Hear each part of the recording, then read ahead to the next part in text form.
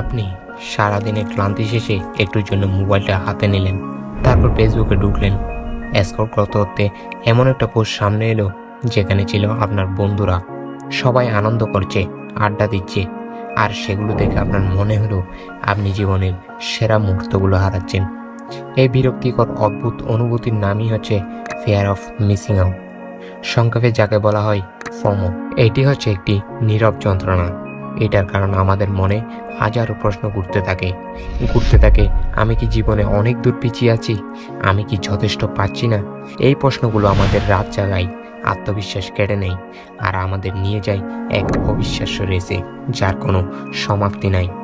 মজার ব্যাপার হলো, আমরা যত বেশি অন্যের পোস্ট কিংবা রিলস দেখি, ততই নিজের জীবনকে অপূর্ণ মনে হয়। কিন্তু বাস্তবতা পুরোপুরি উল্টো। সারাদিনে মানুষ সেটাই পোস্ট করবে যেটা সব থেকে ভালো, সব থেকে সুন্দর হয়েছে।